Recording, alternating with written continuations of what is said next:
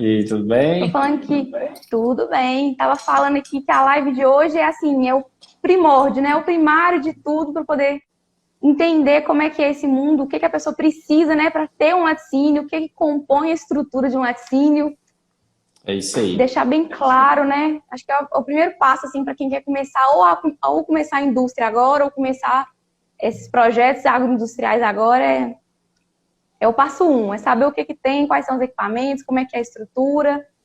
Então vamos aguardar um tempinho, né, para o pessoal ir entrando e mandando a live para os amigos, para os colegas de trabalho. Alisson Mineiro Queijo. E as, beleza? Sol da Forte Inox. Sol da Forte Inox é Campo Belo, eu acho. Todo Não, lá mundo é Inox Forte, participando. Vovó Laticínios. Sol da Forte não é Campo Belo, é outro. Acho que eu me confundi. Pessoal, vamos lá. Vamos falar um pouco hoje sobre registro de estabelecimento e o que precisa ter para construir uma indústria. É um questionamento geral. Manda para a gente aí as dúvidas que você tem aí com relação a seus negócios aí, que a gente vai poder ajudar aqui. Com certeza. Maiara, boa noite, Maiara. E eu tava falando também que é uma live sem roteiro, né, Wilson? As dúvidas que o pessoal for tendo, eles podem ir mandando, a gente tenta responder no máximo de pessoas possível. Então, assim, não se preocupe, não se acanhe, né? Pode mandar a dúvida à vontade, mandar a pergunta à vontade, que nós estamos aqui num bate-papo mesmo entre amigos, É isso aí. colegas, né? Vamos lá, vamos começar. Eu acho que vai ficar gravado também, pessoal que não assistiu agora, Com assiste certeza. depois. Pessoal, vamos lá. Para início de conversa, tem muita gente que quer montar um laticínio, tem gente que tem uma queijaria, quer transformar em um laticínio, tem uma indústria que quer transformar em um laticínio, não sabe o que precisa. Eu queria trazer aqui o que precisa para se ter um laticínio registrado no Ministério da Agricultura, para início, para conversar, né? Vamos lá. Mas eu queria voltar esse registro do Ministério da Agricultura para. A gente vai falar de laticínios mesmo ou a gente vai falar de laticínios de pequeno porte, Camilo? O que a gente Acho que a gente fala? pode passar por eles, viu? A gente vai falando e aí, se der tempo, a gente fala de todos, né? A gente tenta falar um pouquinho de cada um aí, poder dar uma esclarecida geral, mas aí a gente vê como é que vai seguindo também. Então vamos lá. Para começar, eu queria falar um pouco sobre um laticínio registrado do Ministério da Agricultura, né? Isso é um questionamento geral, sempre eu tenho esse tipo de questionamento. Às vezes o pessoal tem aqui em Minas Gerais, muita gente tem laticínio registrado no CIF, ou no IMA, quer dizer, e depois quer passar para o CIF. E aí, meu fone tá falhando aqui, tá dando um retorno. Aqui, para mim, seu áudio tá Oi, ok. vocês também? Aqui, para mim, tá ok, tá ótimo. Mas tá dando um retorno aqui. Mas vamos lá. Por que eu tô falando isso? Laticínio registrado do Ministério da Agricultura é completamente laticínio registrado no IMA, né? O IMA tem as suas exigências e o Ministério da Agricultura tem as suas. Lembrando que a legislação federal ela sobrepõe qualquer outro tipo de legislação.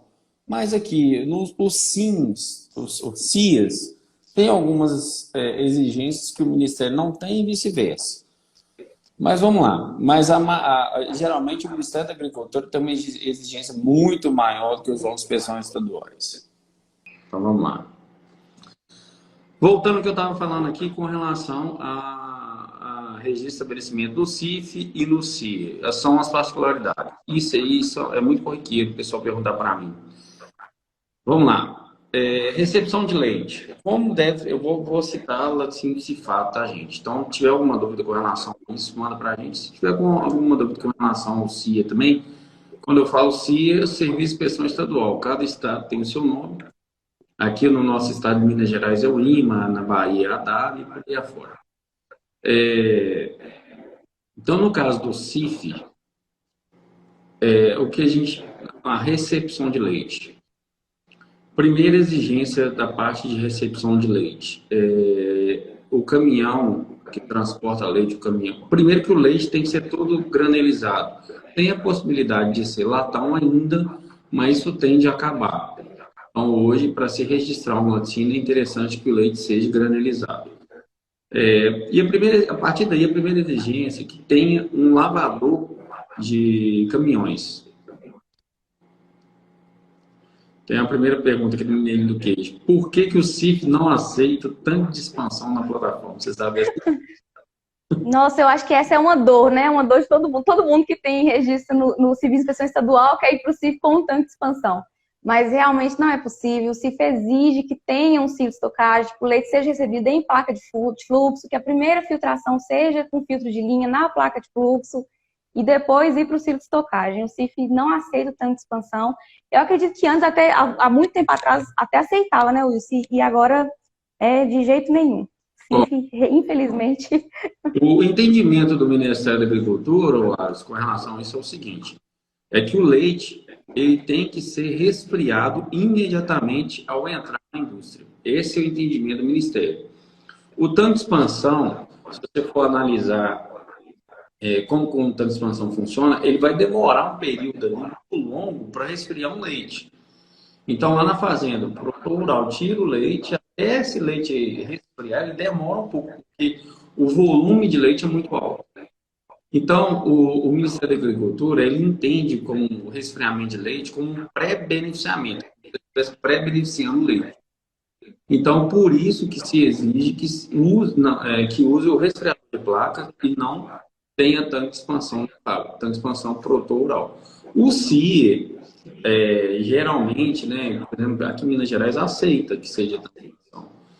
Mas, ser bem sincero com você, para você ter uma qualidade de produto, uma garantia de qualidade de matéria-prima, que é o principal fator para interferir em termos de rendimento de queijo, em termos de qualidade de queijo, é interessante que esse leite seja resfriado imediatamente. Então, por isso, esse entendimento do Ministério da Agricultura. O IMA aceita, mas o IMA aceita, perguntando se o IMA aceita, o IMA aceita sim.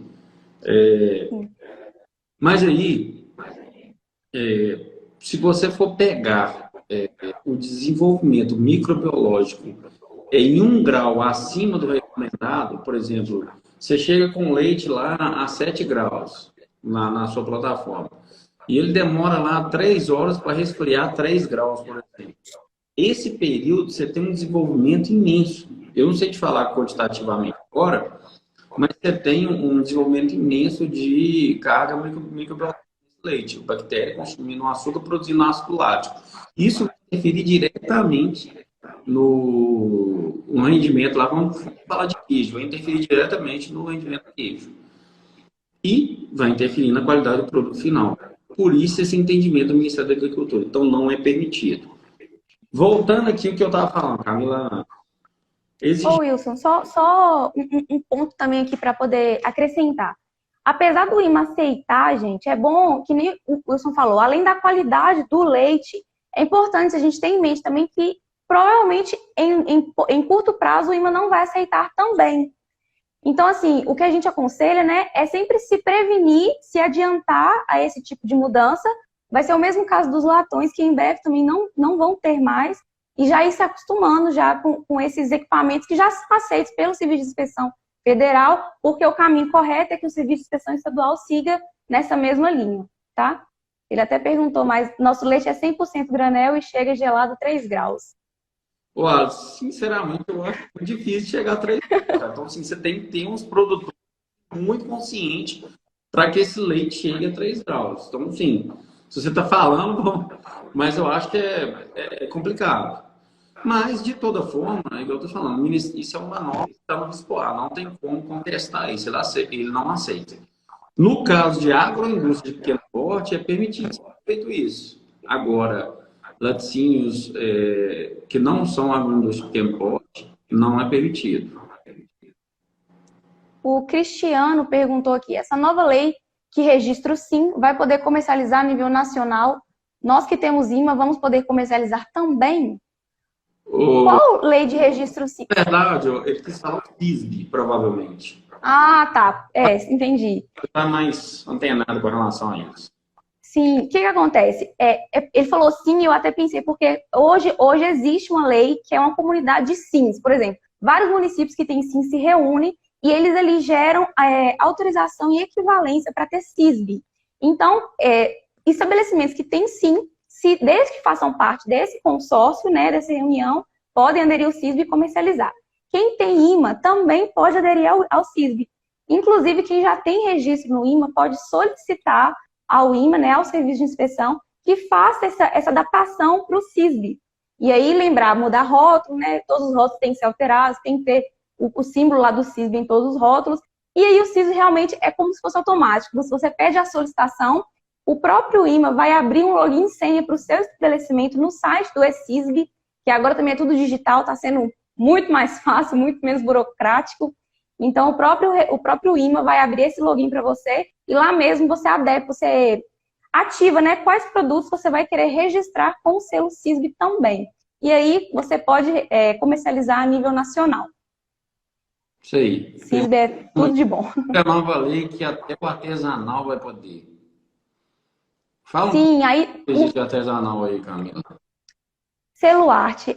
O registro do produto artesanal, primeiro ele tem que ser feito da mesma forma que com o CISB. Primeiro você tem que ser registrado em um SIM ou em um CIE, então ou registro municipal ou estadual. Depois disso, você solicita o selo arte. O selo arte, resumidamente, é como se fosse o CISB específico para produtos artesanais. Então, assim que você pede o registro, ele é um pouco diferente, ele não é automático, que nem o CISB.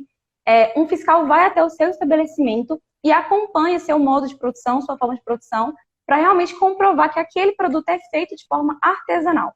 Sendo comprovado que o produto realmente tem todo o processo artesanal, aquele produto recebe o selo arte, que também é uma etiqueta no rótulo afirmando que aquele produto é realmente artesanal. O selo arte, um pouco diferente do CISB, ele permite até que produtos artesanais participem de competições e até torneios, essas coisas fora do país. Então, o CISB não pode. O CISB é só nacional, mas você não pode exportar ou levar para fora do país para comercializar. Já com o selo arte, ele permite que os queijos participem desses eventos que acontecem no exterior e que lá, durante esses eventos, possa ser comercializado. É, assim, uma vitória para quem faz queijo artesanal, né, que ficava, às vezes, refém e até impossibilitado de competir com grandes laticínios, com grandes estabelecimentos. O selo artesanal, o selo arte foi realmente assim, uma vitória para esse pessoal e é algo muito bom também. Ainda está em processo, tem alguns pontos da norma que precisam ser fechadas, ainda vão ter algumas conversas, mas é algo assim, muito bom também para quem tem produto artesanal, é show de bola. Ô, Cristiano, essa questão do seu laticínio, você já tá no CISB, né? Fala para mim, não tô lembrado se o laticínio tá no CISB. Cristiano, ele é de Água Boa, laticínio catequese. Ah, sim. Ele tá no CISB? Não lembro. Nossa, não lembro. Esse aqui que também não lembro, não. Ô, Alisson, aí eu concordo com você, leite cooperativa, né? Então você trabalha com leite, todo o seu leite aí é spot. Se for spot, realmente vai chegar nessa temperatura de 3 graus, concordo com você. Mas, se tratando de laticínio, o Ministério da Agricultura não permite que não tenha o resfriador de placa. Tem que ter mesmo, você comprovando que é leite a 3 graus. Ele tem só o imã. Tem só um Califórnia. No seu caso aí, ô Cristiano, é só você aderir ao CISB, né? Você pedir adesão do CISB. O laticínio do Cristiano é água dos pequeno porco. Mesmo Ô, assim, Cristiano, só solicitar o imã. uma coisa que você tem que atentar aí com relação ao parmesão. Eu não sei se você assistiu a live ontem, teve essa nova normativa aí, essa nova lei de identidade geográfica de produtos e inclui o parmesão, que é um queijo que você fabrica. Eu não sei se você fabricava antes de 2017. Se você fabricava antes de 2017, você tem que comprovar que fabricava através de nota fiscal, que é a forma mais fácil. A gente tem uma live que a gente fez ontem, está no Instagram e está no YouTube, é bom assistir, você ver sobre isso. Sim. Você quer falar um pouco sobre isso aí, cara? Só para dar Vamos, acho importante demais. Essa entrou em vigor, né, dia 5 desse mês, a lei de número 1, e que ela determina quem já fabricava parmesão e outros queijos também antes de 2017 podem manter seus registros, mas com o acordo Mercosul, A partir do dia 5, não pode mais. Quem fabricava depois de 2017 não pode fabricar mais, vai ter que mudar o nome do produto para comercialização. E assim, tem prazo, né, gente? Então, são 60 dias, é até março. Todos os estabelecimentos têm que comprovar. E é importante lembrar que o pessoal precisa comprovar, foi algo que vocês falaram na live ontem, e é importante que às vezes a pessoa pode pensar assim, não, mas eu já fazia, eu vou deixar. Não preciso fazer nada. Se não E comprovar... quem tem... Exatamente. Se não comprovar, pede o registro. Gente, não adianta chorar. É um acordo. E assim, para o mapa, para a gente aqui no Brasil, foi uma vitória. A nota que o mapa publicou foi como se fosse realmente uma vitória desse acordo de os produtores antes de 2017 poderem manter seus nomes, o nome dos produtos como queijo parmesão. Então, assim, não vamos desperdiçar nessa oportunidade que a gente teve. Então, quem tem que comprovar que fazia antes de 2017. Depois de 2017, quem começou a fabricar, infelizmente, vai ter que trocar o nome do produto, né? O mais indicado que a gente falou, o queijo montanhês, que é o mesmo processo de fabricação. E eu acho que até uma vantagem para quem não tem aquela paciência, né? De maturar o parmesão por 6 meses, o montanhês fica só 3 meses maturando. Então, assim, são 3 meses a menos. Então, é uma ótima opção para quem não quer parar de fazer esse produto. E é algo que o pessoal tem que ficar atento para não perder os prazos, não percam os prazos. É isso aí. Então, pessoal, o mais comum dos queijos aqui que vão entrar nessa lista é o parmesão e o gorgonzola. Mas o mais comum é o parmesão. Então, é o seguinte, o que a Camila está falando de uma vitória? Esse acordo comercial Brasil-União Europeia, Mercosul-União Europeia, ele vem sendo tratado há 20 anos, até agora que ele vai ser assinado. Então, assim, e a União Europeia queria que excluísse os produtos com proteção geográfica da lista do Mercosul. E aí o Ministério da Agricultura ainda conseguiu que mantivesse os produtos fabricados até 2017. Comprovar através de nota fiscal, já trabalhava com esse produto, mandar para o Ministério da Agricultura em prazo, hoje não é 60 dias mais, né? Eu acho que agora está 54, 55 dias, porque já passou um pouco, então tem que mandar para recadastrar. Ele está até falando aqui que está rotulando com um montanhês. É isso aí, então você está certinho. Acho que poucos laticínios no Brasil produziam um parmesão real, maturado em 6 meses. A maioria produzia montanhês e estava lá, ele estava rotulando como parmesão. Então, na verdade, o que vai acontecer é você dar nome real ao produto que você vai fabricar. Amigo, vou voltar aqui onde é que eu estava. Então, as perguntas é o seguinte. Então, voltando à área de recepção de leite, um laticínio registrado no Ministério para registro no Ministério da Agricultura, tá? Então, quero registrar um laticínio no Ministério da Agricultura. O que eu preciso?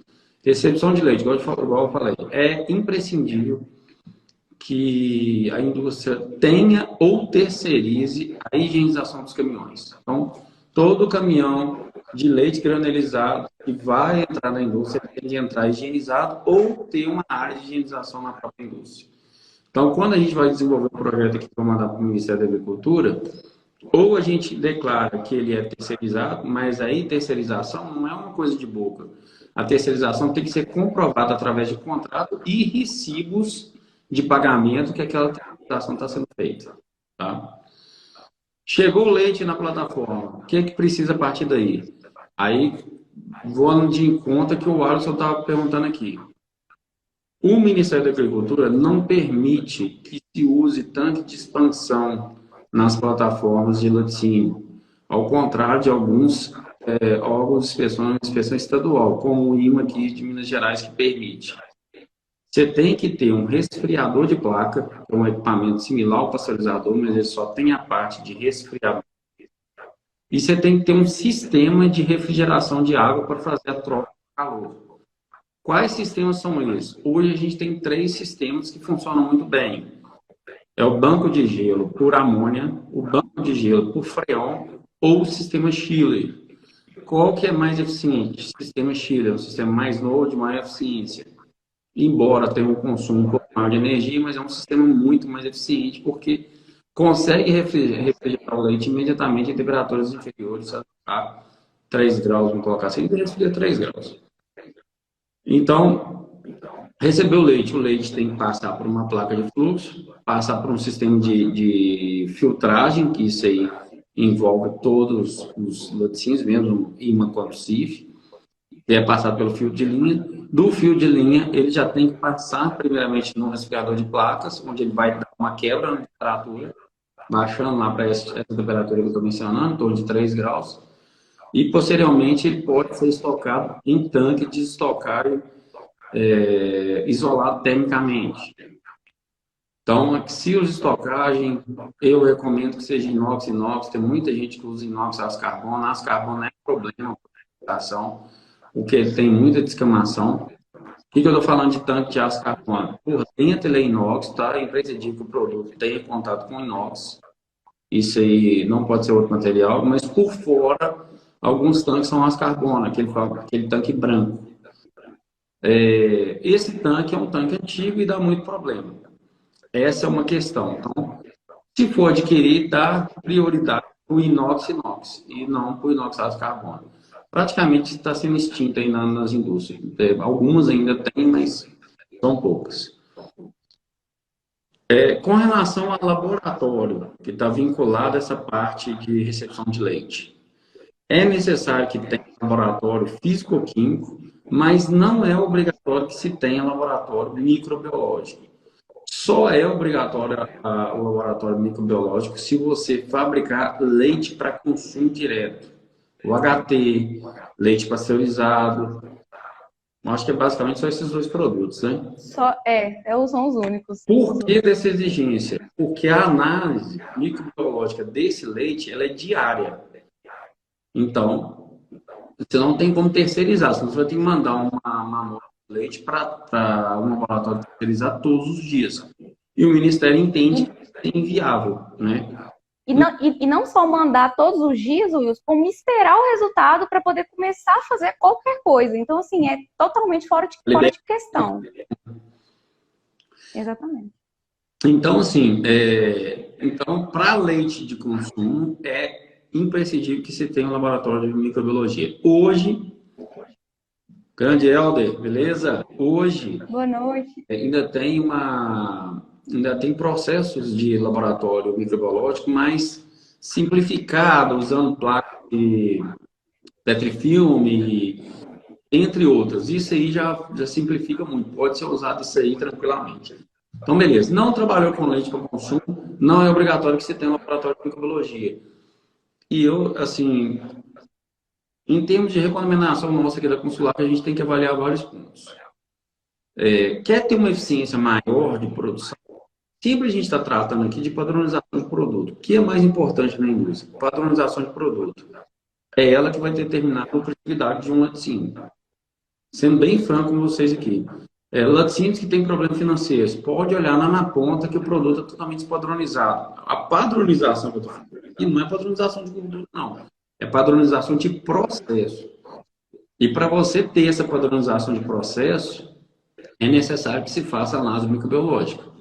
Então, até para você entender como é que está o seu produto e onde que você está pecando. Tem muita gente que fala assim, não vou montar um laboratório de microbiologia, não, que é muito caro, não vou investir isso aí no meu laticínio, não. Mas aí ele tem uma coisa... Isso aí o que eu estou falando, gente, é uma experiência que a gente tem aqui, sempre a gente tem esse tipo de experiência aqui. Então, não vou montar um laboratório de microbiologia, não, porque é caro e tal, não vou deixar de fazer esse investimento. Uma contaminação que ele tem na fábrica pode acarretar uma devolução de até uma semana de produção. Alguns produtos só vão apresentar algum tipo de contaminação no mercado, entendeu? Então, estufamento, gosto amargo, esse tipo de coisa vai apresentar muito tempo depois de produzido. E você continua a produzir. Eu vou citar um exemplo de um laticínio que a gente atende aqui, que ele fabricava queijo mussarela, fabrica queijo mussarela. E a mussarela apresentou um gosto amargo. Quando foi descobrir, já tinha mais de 15 dias do produto fabricado. Então ela não parou de fabricar. Ela estava fabricando, continuou fabricando com gosto amargo, teve que entregar para uma grande rede. e a rede imediatamente acionou o laticínio quando os consumidores começaram a devolver, e aí ela teve que recolher todo o produto. Olha o prejuízo que ela tomou. O prejuízo que se tomou, no mínimo aí, eu acho que pagava uns 10 Pagava. por desse. Ou, e fora a queima do nome, né? A queima da marca. Porque, por exemplo, se eu compro um queijo, gente, ele tá com gosto ruim ou tá com algum tipo de problema, eu não volto a comprar daquela marca. Eu não vou arriscar, entendeu? E se com a gente é assim, né? Imagina para todo mundo. Então, assim, fora o prejuízo que ele tem da devolução, ainda tem da marca queimada, fica marcado. É isso aí. Então, assim, basicamente é isso com relação ao laboratório, tá? Um Prof... detalhe também, Wilson, que o pessoal tem dúvida é quanto à estrutura do laboratório. Posso fazer as análises de microbiologia no mesmo espaço da fisicoquímica? Não pode, gente. Os dois laboratórios eles têm que ser separados fisicamente, não pode ser junto, ou então, se for um dentro do outro, tem que ter uma capela específica para que sejam feitas as análises microbiológicas, sem ter nenhum contato com o fisicoquímico. Então, a gente precisa pensar disso, não pode ser de qualquer jeito também, tem que ser seguindo as normas. Tem essa separação que a Camila mencionou. E a análise microbiológica tem a exigência da capela, né? Então, o local que tem que fazer tem que ser um local séptico. Beleza. Profissional para esse laboratório. Não tem exigência que seja um profissional habilitado. Ele tem que ter certificado de treinamento. Então, a gente da Consular que a gente treina, tem outras empresas que treinam também, mas tem muita gente que opta por ter um técnico em química, né, ou um técnico em laticínio. Então, é interessante também. Indo agora para a parte de tratamento do leite, tá? Aí vem uma parte importante, que é a parte de pasteurização e padronização. Pasteurizador é o pasteurizador a placas que todo mundo está acostumado aí. No Ministério da Agricultura não é permitido pasteurização lenta, tem que ser pasteurizador a placas, enquanto no IMA, para água, indústria de pequeno porte, ainda se é permitido pasteurização lenta. Então, no caso do CIF, tem que ser pasteurizador em placas. Padronizadora não era obrigatório e passou a ser obrigatório o uso de padronizadoras nos laticínios. Então, hoje, você não consegue aprovar projeto sem padronizadora. Vou dar um exemplo aqui de uma indústria também. Tudo tem exemplo para dar. Tudo. Nós já passamos por tudo já. Tem uma fábrica de doce na nossa região que ela trabalha com doce de frutas e trabalha com doce de leite também. Só que o volume de doce de leite dela é 300 litros por dia, muito pouco. Não E o leite que ela usa para a fabricação de doce, ele não é padronizado, ele não padroniza o leite, ele usa gordura integral. Mesmo assim, o CIF exigiu que tivesse a padronizadora. A padronizadora, pessoal, além dela padronizar o leite, ela tem uma função, ela não é uma clarificadora, mas ela tem uma função de clarificar o leite de certa forma, entendeu? Ela vai fazer uma limpeza no produto, vamos colocar assim, uma filtração mais minuciosa no produto. Então, por isso é imprescindível que se tenha a padronizadora.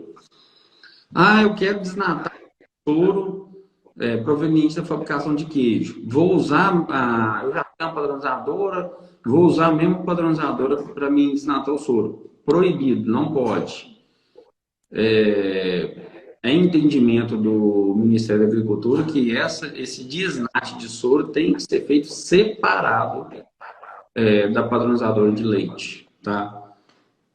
Então, assim, alguns laticínios já tentaram passar com esse tipo de processo, mas não é permitido. Você teve alguma notificação com relação a isso do Ministério da Agricultura, Camila? Ainda não, mas o Mineirinho do Queijo falou que o deles não exigiram, que eles têm CIF. De quanto que é seu registro? Porque a legislação muda a todo momento, gente. Então, assim, em um ano pode ser feito certas coisas e depois de 6 meses aprova uma nova emenda que aí já não é permitido mais. Então, aquele negócio, quem fez, fez. Quem não fez... Não exigiu, mas vai te exigir, tá? Pode ter certeza, porque... isso é exigência. A gente não consegue aprovar projeto hoje sem padronizadora. Não passa. Isso, assim, A gente já tentou mandar. Tem gente que aí tem 13 Ah, tem anos. 13 anos. Mas, É. cara, viu uma auditoria que tiver de um fiscal aí de fora, vai te exigir essa padronizadora. E você pode se preparar porque está no visuário. Um bicho aqui dentro da sala. Ah, então, o que que pode acontecer se você não se preparar para isso? Porque o que que acontece, gente? Uma coisa assim que eu tenho que falar para vocês que é muito importante. Perante o Ministério da Agricultura, o fiscal ele não tem que te alertar com relação à legislação. Quando a gente, eu sempre cito isso aqui, é muito importante. Quando você obtém um registro do Ministério da Agricultura, quando você vai solicitar o registro, você assina um termo de compromisso que você vai acatar com toda a legislação do Ministério da Agricultura. Ou seja, você está ciente, quando você assina esse termo de compromisso, você está falando do Ministério da Agricultura, que você está ciente que a legislação ela sofre alteração e você vai cumprir essa alteração sempre que for necessário. Então, hoje, se você não tem a padronizadora, você já está irregular, porque existe essa legislação, entendeu? Então, se o fiscal chegar na sua fábrica e entender que o seu processo não está funcionando de maneira adequada, ele pode até interromper a sua produção, ele pode paralisar a sua produção até você sanar o problema. Você imagina o prejuízo que isso aí pode acontecer. A Roberta perguntou aqui se o resfriador a placas também deve ser exclusivo para leite e para soro. Mesma coisa, viu? Tudo separado, inclusive o creme que for oriundo do desnate do leite tem que ser separado também. Você não pode colocar, por exemplo, um tanque maturador para creme de leite e creme de soro.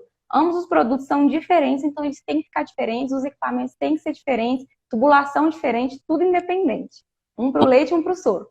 No caso de pasteurização de soro, igual você está falando, e resfriamento de soro, tem uma opção de poder fazer isso em conjunto, desde que seja discriminado em programa de controle e seja registrado e é cipado entre as produções.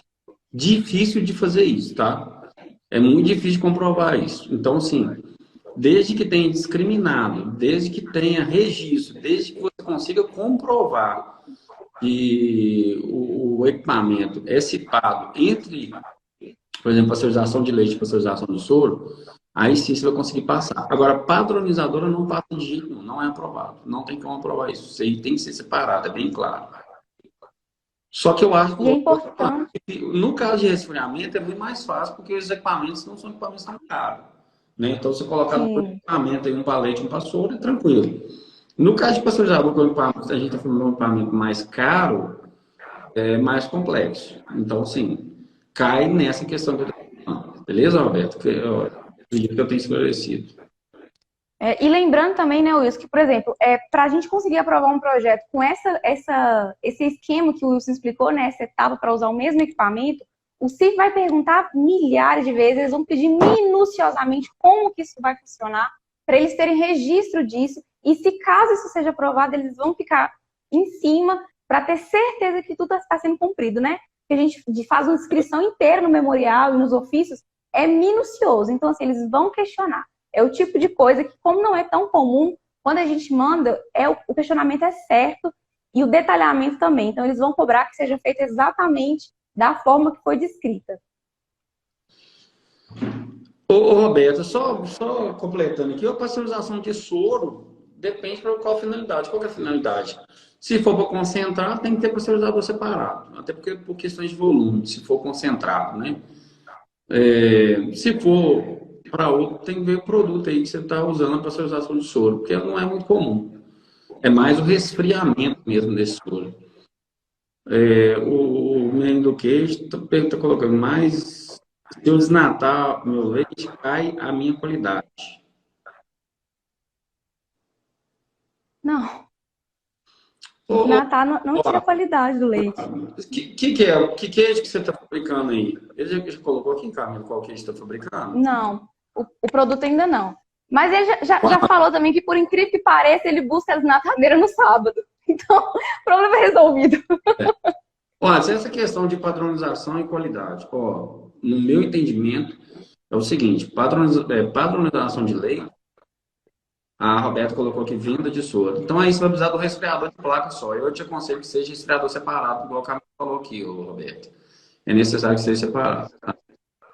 É a melhor coisa que você vai fazer. O resfriador é um equipamento que não tem um custo muito alto. É melhor ser separado do que você correr risco com o Ministério da Agricultura. Ô, Alisson, com relação a essa questão da padronização do leite, cair a qualidade, no meu entendimento, isso não acontece, tá? Se vocês, eu vou dar um exemplo de mussarela. Uma mussarela com leite integral e uma mussarela com leite padronizado, a mussarela de leite padronizado ela é muito melhor que a mussarela de leite integral. Por quê que eu estou te falando? Leite, ele oscila no decorrer do ano. Você tem um período mais chuvoso que você tem uma gordura X, você tem um período mais seco que você tem uma gordura Y. Então, por melhor que seja o QG, ele não consegue adaptar esse leite a processo de fabricação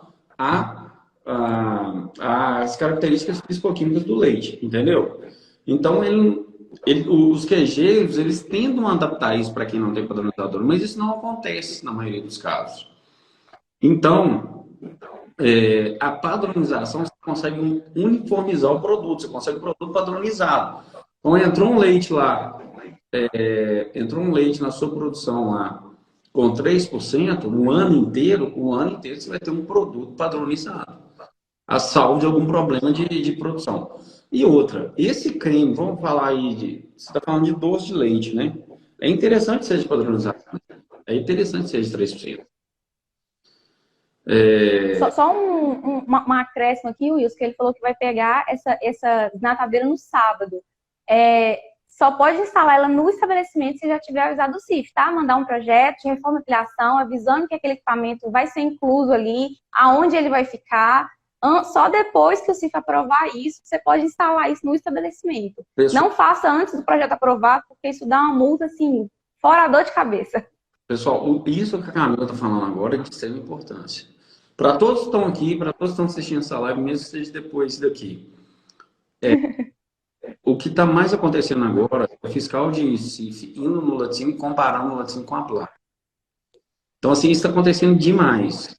Então, vocês que estão nos escutando aqui, tem um latim cifrado, ou tem um latim no imã mesmo, pega a sua planta aprovada, compara se o seu latim está igual. Até a questão de equipamento, gente, principal.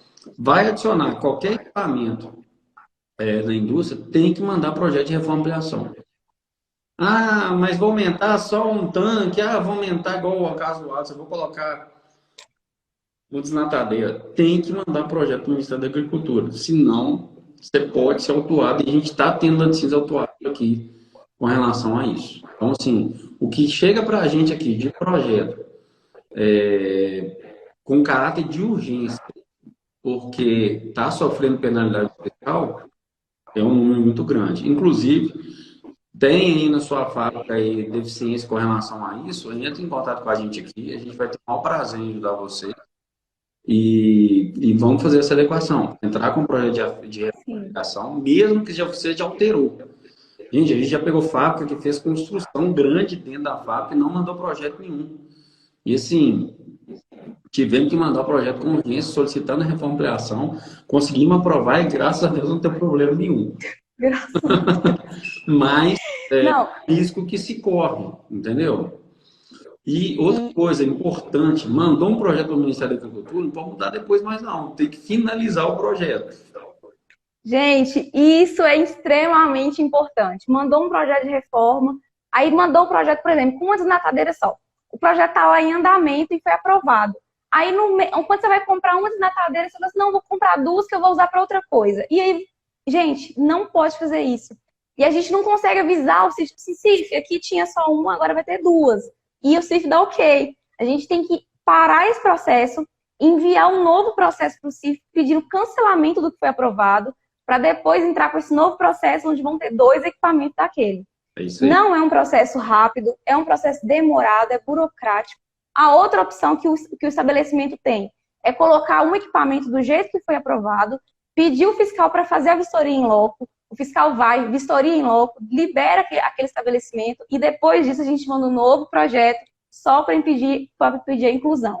é muito mais demorado. Então, o cancelamento é o caminho mais rápido para isso acontecer. Então, tenho certeza, quando a gente enviar o projeto, quando ele for aprovado, para a gente fazer todas as mudanças antes da aprovação, porque depois realmente fica complicado. A dúvida da Gisele aqui, fábrica produz leite em pó de vaca, quer passar para leite em pó de cabra. Precisa mandar memorial, não vai ter alteração na estrutura, o que você me diz? Gisele, tem que mandar, tá? Não tem saída. O que é o entendimento do Ministério da Agricultura hoje? Teve alteração no fluxo de produção, na produção, você tem que mandar processo. Você não precisa mandar processo só se não tiver alteração no fluxo de produção e no fluxo de colaboradores. O resto, então, praticamente tudo tem que mandar. Nesse caso, qual que é a alteração de fluxo de produção? Você vai ter produtos distintos, você vai ter produto de leite de vaca e produto de leite de cabra. Então, sim, o Ministério vai querer entender como vai ser feito esse processo. Então, tem que mandar memorial.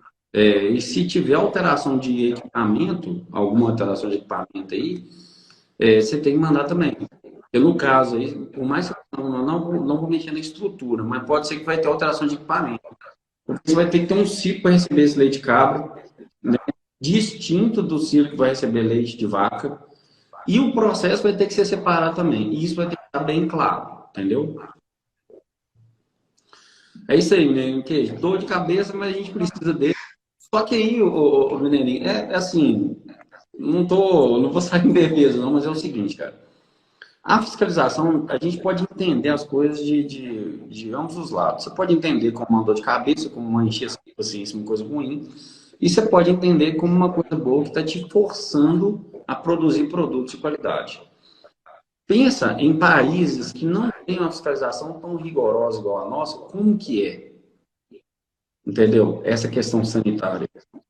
Como que são os produtos desse país? Então, assim, tem muita gente que tem muita boa intenção de fazer um produto de qualidade. Não precisa nem de fiscalização, já faz por si próprio. Nós temos laticínios aqui que, assim, o fiscal pode ir, quando o fiscal chega na fábrica, o laticínio funciona tranquilamente, ninguém se agita, ninguém tem preocupação nenhuma. Por quê?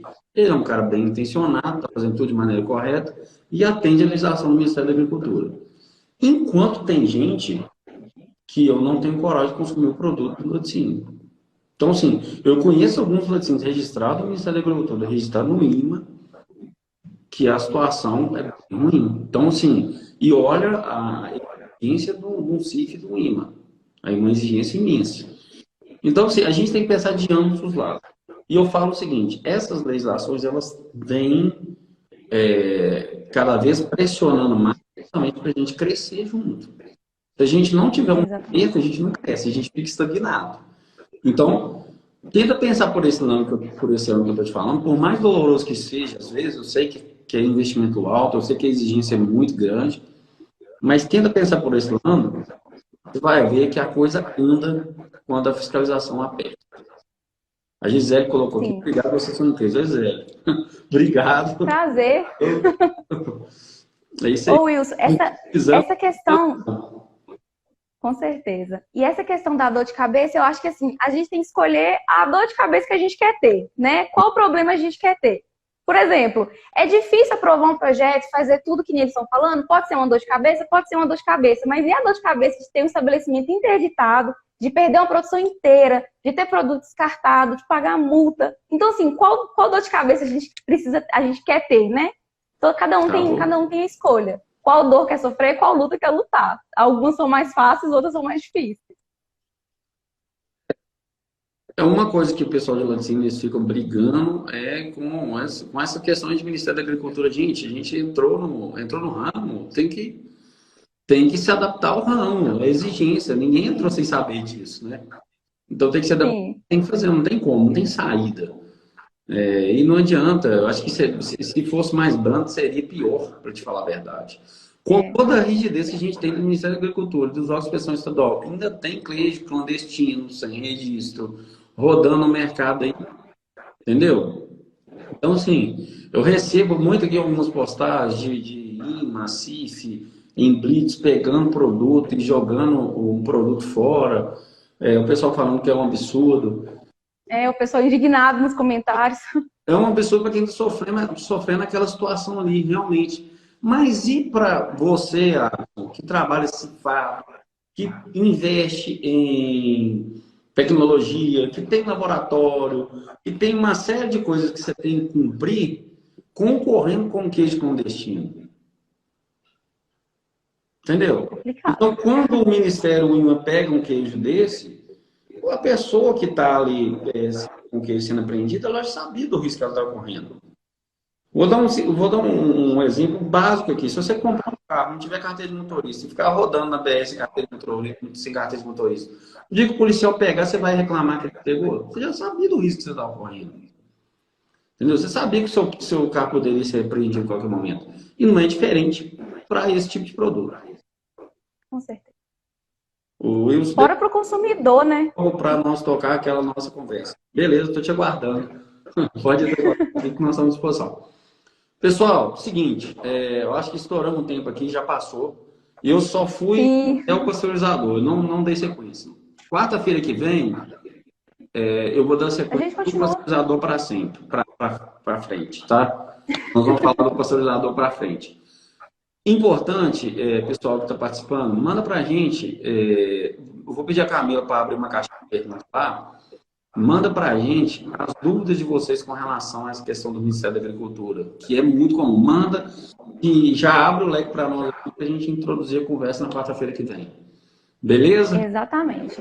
E, ó, para deixar o pessoal atento, eu vou abrir a caixinha hoje mesmo. Hoje mesmo eu vou colocar a caixinha para vocês já irem mandando as dúvidas e que a gente já vai preparando material, já vai pegando qual nome a gente pode citar aqui para poder ajudar vocês o máximo que a gente puder, tá bom? Sim. Pessoal, muito obrigado, um forte abraço a todos e até quarta-feira que vem. Valeu, Alisson. Até quarta-feira que vem. Obrigação aí.